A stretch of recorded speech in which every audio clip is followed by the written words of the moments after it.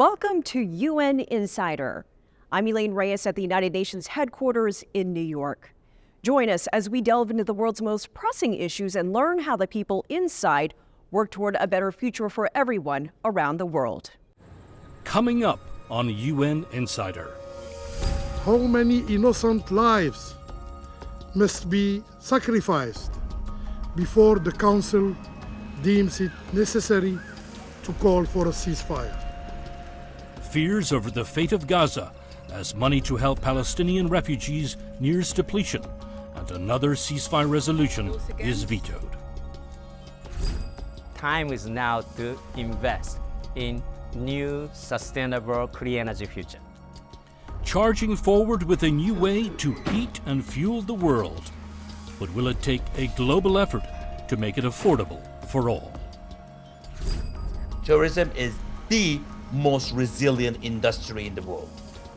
International travelers are once again exploring the globe. Could the industry see a return to pre-pandemic levels? Next.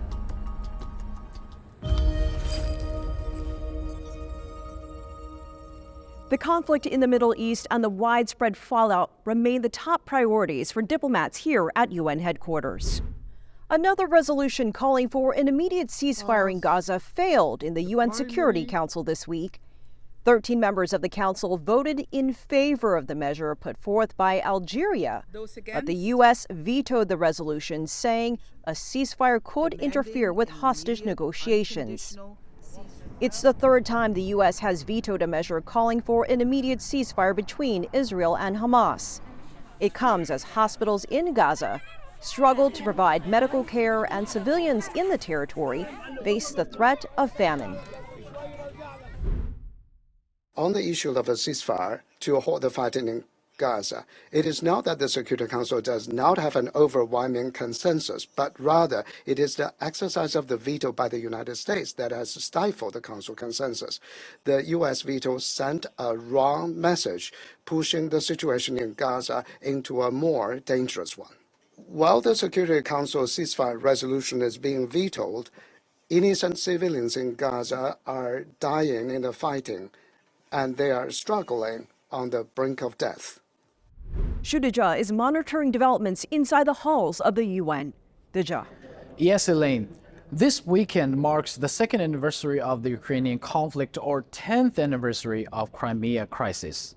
The Security Council and General Assembly are said to have meetings on this anniversary. Normally, this would be the headlines of this week's UN news. However, when this 2-year-long Ukrainian conflict is overshadowed by a potential ground military operation in Rafah, ICJ hearings on the occupation of Palestine, and a showdown in Security Council, it could be only one of the top news, not headline spatters.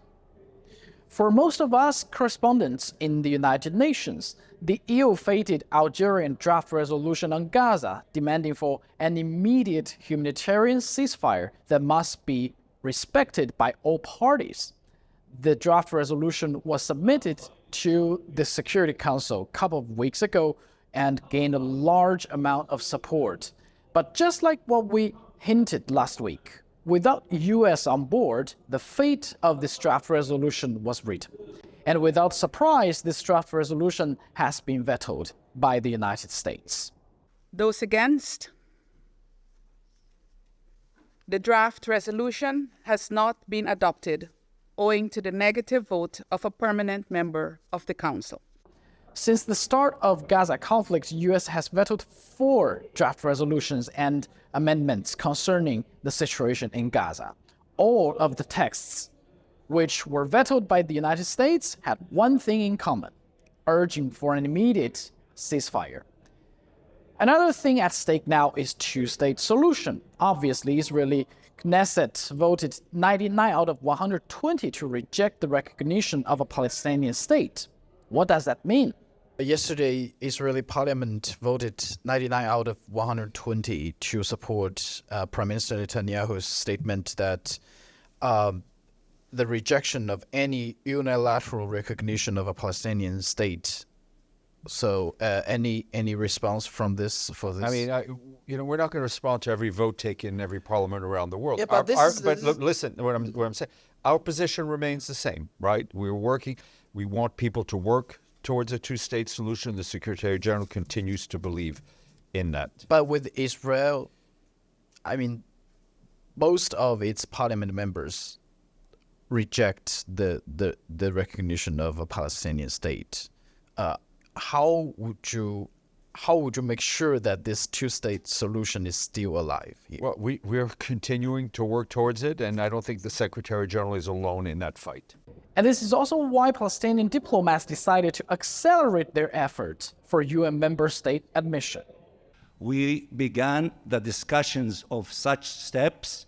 We will intensify these discussions, and we will use a variety of things, including we might have a statement and solicit signature from member states welcoming and supporting the admission of the State of Palestine to membership before, in fact, going to the Security Council and to submit a resolution calling for recommendation to admit the State of Palestine to the membership of the United Nations. There's so much going on concerning Gaza situation, and I'm afraid to say it will still dominate the agenda in the near future. And that's all from me. Elaine. Shudaja, thanks. The UN's Relief Agency for Palestinian Refugees is facing an uncertain future. An investigation is underway after several UNRWA workers were accused of involvement in the October attacks on Israel. UNRWA relies largely on donor funds to operate, and with several donor nations suspending their contributions, the agency could soon be forced to stop operations. For millions of Palestinians in Gaza, the primary UN agency UNRWA is a lifeline. They depend on it for healthcare, social services, jobs and food. UNRWA staff were accused last month of participating in the October 7th attacks on Israel. This led to a full-blown United Nations investigation. At least 17 donor countries and the European Union cut their funding, which the agency says has worsened an already dire humanitarian situation. UNRWA warns that it will most likely be forced to shut down its operations in the Middle East at the end of the month if the funding does not resume. But the United Nations says there is no other agency in the world that can replace UNRWA. Any attempt of replacement that is not possible, if it would be possible, would mean a huge multiplication of the resources needed for the humanitarian action. One expert believes the funding cuts are collective punishment for Palestinians living in the Gaza Strip. Let's be very clear as well. Israel has had a vendetta against UNRWA for a very long time, precisely because their presence, the life-saving support they provide to Palestinian refugees. This Israeli government wants to deny almost the existence of Palestinian refugees. Oxfam, one of the aid agencies that works alongside UNRWA, estimates more than 2 million people are already facing hunger in the Palestinian territories.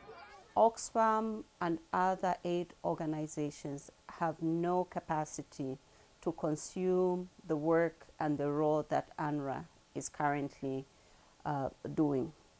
And it will be disaster, let me just put it that way. UNRWA closing shop on the 1st of March is something that we can't even begin to imagine. I think this is a time when with everything that's happening in Gaza, this is the time when aid should be increased. But Israel's ambassador to the United Nations says there's long-standing proof that Hamas has infiltrated UNRWA and the UN has done nothing about it. We implored them for years to carry out a comprehensive search of all UNRWA facilities in Gaza. Yet not only did they refuse, they chose to bury their heads in the sand and ignore the reality. A claim the United Nations has refuted. Countries like the US, Germany and the United Kingdom have publicly maintained that they will only reinstate funding once the investigation is complete. The UN Secretary General will only receive an interim report into that investigation in late March. Many say it might be too late, and the agency will have to close down, leaving millions of people destitute and hungry. Jody Jacobs, CGTN, New York. UN agencies are trying to get help to hundreds of thousands of people along Africa's second longest river. Heavy rains in late 2023 led to the Congo River's worst flooding in 6 decades. Homes were destroyed, families displaced, and there was also a concerning cholera outbreak. Wilkester Niabwa reports. Under normal circumstances, the waters of the Congo River would quietly flow downstream, ferrying people and their property, feeding villages and keeping the people on the move. But things have been different since late in 2023. Historically, the Congo River has brought economic development to the settlements through which it passes. However, this year, owing to the flood situation, its waters continue to wreak havoc on those very same settlements. Kitenge village in the Republic of Congo is one of many settlements which sit on the banks of the massive Congo River. Its residents are now reeling from the impact of the recent floods. The flooding began in November when the region received exceptionally high amounts of rainfall. The Congo River has occasionally had flooding, but we've never had the extent of the flooding that we've had this year. It really hit this country badly this time. We had 9 out of 12 provinces affected. We had almost 2 million people affected by the flooding, displaced. Affected Kitenge residents fled their homes in search of higher, safer ground. Some found it at the local market, where they camped in the wide open space. Others moved to the only primary school in the village. They turned the classrooms into shared living spaces. Right now, we are looking for rental houses to move into, but even so, we don't have the money. And their children stopped going to school. It happened, some sent their children away to Brazzaville. Others kept their children at home. Since last Monday, only the pupils who will be sitting their exams have returned to class. Both the Democratic Republic of Congo and the Republic of Congo, which sit on different sides of the Congo River, have declared the floods national disasters. The waters have affected livelihoods, cut off transportation to some regions along the river, and left hundreds of thousands of residents grappling with an uncertain future. And the threat of outbreaks of waterborne diseases loom. Officials say the country is usually able to handle emergencies of this kind since the Congo River often breaks its banks, but this time the impact has been catastrophic. Humanitarian organizations continue to call for urgent aid to ease the situation. We've had entire dispensaries and hospitals submerged in water. We've had desperate situations like pregnant women delivering on canoes. Because all the health facilities have really been affected. In the affected villages, a section of residents are cautiously returning to the water's edge as the waters subside. This is our village. We grew up here and we have had our children here. So there is nowhere else to go. We will stay here. But they also watch the skies for signs of the rainy days they fear may still lie just over the horizon. Wilkester Niabwa, CGTN, Brazzaville, the Republic of Congo. Coming up. Right now, it's around 600 million people who do not have access to electricity. UN Insider.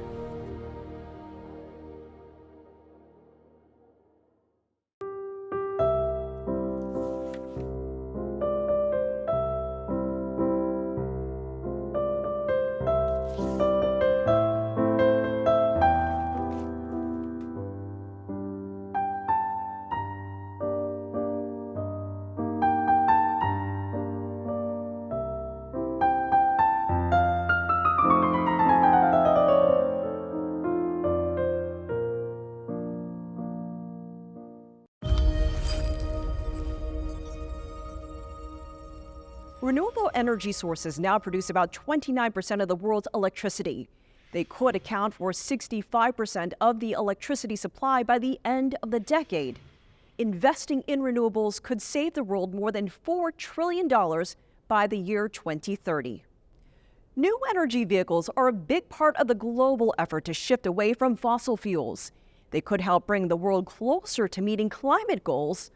Omar Khan shows us how a Chinese company is working to improve clean energy technology.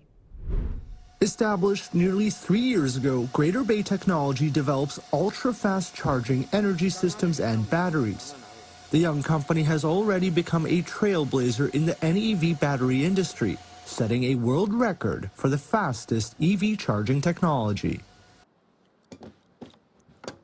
So in just 5 minutes, the battery at the bottom of this vehicle can be charged to have a range of over 200 kilometers for suburban use. The future of driving on our roads is becoming both greener and smarter. The rush to make breakthroughs is backed by market trends and the reality of electric-powered vehicles dominating our roads in the years to come. GBT is staying ahead of the curve, as they know this opportunity is one that can't be missed. The convenience of charging is currently the biggest pain point for consumers. The development of new energy vehicles is indeed very rapid and is really fast in China. The penetration rate of new energy vehicles in China reached 31.6% in 2023, which was very high. This means that the new energy vehicles will comprehensively replace fuel vehicles, which is the trend. So how has China come so far? The country's NEV development dates back some 20 years, with policies starting to come in around 2009 and with a global presence already being felt by 2016. GBT sees China's growth and development in the industry as the right pieces coming together. Throughout this entire process, research, production, supply, and marketing, including building up this ecosystem alongside supporting policies, it is all a systematic project. All players have formed a joint force in all aspects, and that's why the NEV industry chain in China has become globally competitive. Synergy across the board has undoubtedly helped fuel China's green vehicle prowess, but that's not to say competition from international producers doesn't exist. Yet for the time being, it appears that China's NEV producers and complementary industries are all geared up and ready to pave way for a greener, smarter, and more efficient future. Omar Khan, CGTN, Guangzhou. Transitioning away from fossil fuels is a key component of the UN's Sustainable Development Goals. Minoru Takada is Deputy Director and Head of the Secretariat of UN Energy. Mr. Takada, thank you so much for joining us. The UN's goal is to ensure electricity access, universal access to everyone by the year 2030. How close are you to that goal? Around 2010, we had about 1 billion people in the world who did not have access to electricity. Right now, it's around 600 million people who do not have access to electricity. So there's a progress. Are we progressing fast enough to be able to get to universal electricity access? We are not there yet. By 2030, at this pace, unfortunately, about 630 million people may not have access to electricity at that time if we do not change the trajectory. And many of those people will be, unfortunately, in sub-Saharan Africa. You said more than 600 million. That's such a huge number. It seems insurmountable. Is it a matter of not just access, but affordability? Technology options which used to be out of reach for some countries, it is actually getting more and more affordable and available to everybody. Why? Renewable energy. The renewable energy has a different type of options. Solar energy, wind energy, geothermal. So you can actually deploy different type of technology based on the local condition. That is making energy scenes vastly different, let's say, compared with 30, 40 years ago. But we really have to step up. And the international cooperation will have to be really strengthened. And the most of all, we have to bring investment, particularly to those countries where investments are not flowing as much as fast as that should be. Investment means money, though, and so it's a matter of getting political will and also the financing part about that. Are you hopeful that that will come together, especially when there's such a big difference between richer and poorer countries? I am more hopeful.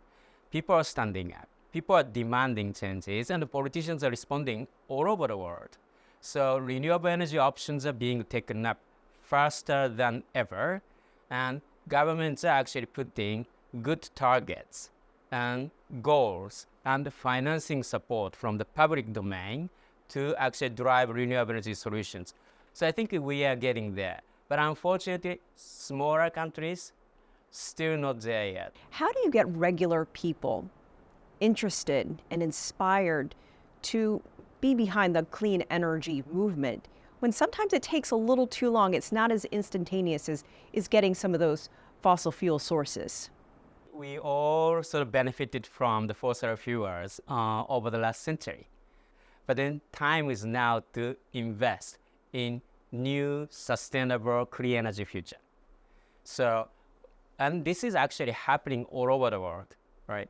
In many European countries and in many large economies such as China, Brazil, India, South Africa, they are heavily investing in renewable energy options. Technology is evolving, so affordability is dramatically improving, and renewable energy in over 75% of all over the world, renewable energy right now is the cheapest option, even compared with some of the traditional fossil fuels such as coal and oil. You gave China as an example as a leader in the clean energy movement. As we see right now, new energy vehicles, EVs, are all the rage there. Can you talk about EVs for a moment? Because that's something that everyday people can wrap their heads around. I mean, we see them on the roads already. Yes, the electric vehicle is sort of one extremely important means to change our transport means and energy scenes, not only in China, in the United States, in European countries, in many Asian countries, EV is up and coming. Of course, government would have to step up because distribution network, the charging network, for example, you would have to have initial upfront investment, which often should be supported by public investment, so that we'll be able to actually have infrastructure that is accessible and affordable by all.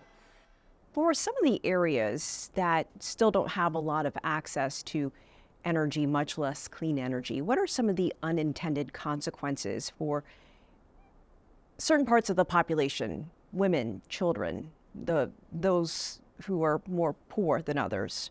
So for example, about 2 billion people are still cooking with wood these days, 2 billion people. So you can imagine that sort of the burden that women in particular, who in many developing countries still are the dominant forces when it comes to cooking. So they are spending huge amount of time, and also that they are exposed to the smokes coming out of those traditional the cook stove. According to WHO, it is killing more than 3 million people every year because of smokes. We can change that. What are some areas or regions that give you the most hope and the most optimism, that are showing the most progress right now? So the large developing countries, I mentioned China, but also India, Brazil, they are really sort of investing in renewable energy. And thanks to their sort of, size of the market, the renewable energy is flourishing. But we are also seeing that in those countries where technology is rapidly being developed, that technology is also being made available to other countries, such as in Africa.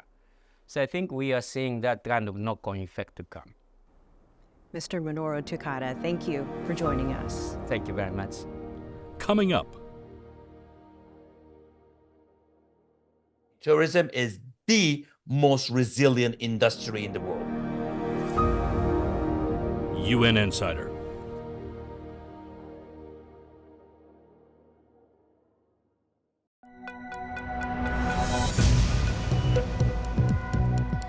Each day, there are millions of stories. Each one can open new perspectives, new possibilities. Wherever you look, we are there. To see, discover, explore.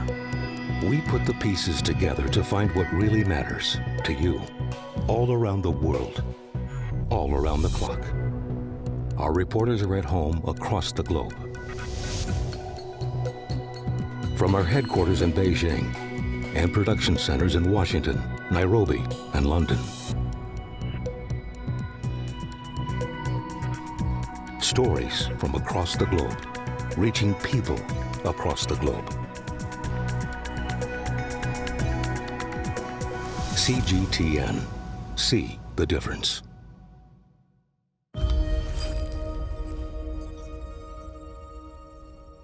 Tourism supports millions of jobs around the world and is a major economic factor for many developing nations. COVID-19 delivered major setbacks for the industry, but a new UN report shows international tourism nearly matched pre-pandemic levels last year. And as Karina Mitchell shows us, the trend is expected to continue. Global tourism proved to be robust last year. According to a recent report from the United Nations, 2023 was marked by some 1.3 billion international tourist arrivals, slightly below pre-pandemic levels. Tourism is the most resilient industry in the world. The Middle East saw the biggest rebound, with arrivals surpassing 2019 levels by 22%. Africa reached 96% of pre-pandemic levels, while the Americas saw a 90% recovery. This recovery was driven by a strong demand from major source markets, for example, the United States, as well as Germany. The Asia-Pacific region was the laggard. However, the executive director of UN Tourism says she expects that to change this year, in part due to visa facilitation initiatives being implemented in China. New measures adopted by the Chinese government will enable visa on arrival to apply for visa extension without leaving the country. So it will make the country more competitive. And of course, more flight capacity will also help to boost Chinese domestic and international tourism. With strong demand, the UN report revealed overall global tourism is on track to meet and surpass pre-pandemic levels by the end of 2024. Receipts from international tourism hit 1.4 trillion last year, just shy of the 1.5 trillion reached in 2019. Bayona says tourism revenue and investment from China are crucial to GDP growth and a global economic recovery. China is one of the key markets when it comes to foreign direct investment. After the US, China is the country that is investing a lot in Africa, in Latin America, in the Middle East, in Europe, in order to develop new tourism infrastructures. But despite the forward momentum, one hospitality expert says a full recovery does face headwinds, including geopolitical tensions. Last thing we would need in overall, globally, and tourism professional, a war with Iran. So that to me is a major thing that would change the entire dynamics. Bayona agrees. She says another key issue is that as domestic and international travel grows, so must efforts at travel sustainability. At the end of the day, thanks to natural resources, tourism exists. So today, more than ever, part of our challenges is to bring governments and the private sector together in order to help, through innovation, to bring rich ideas, solutions that can make this world more sustainable. Karina Mitchell, CGTN, New York. I'm Elaine Reyes at UN headquarters in New York. Thanks for being a UN insider.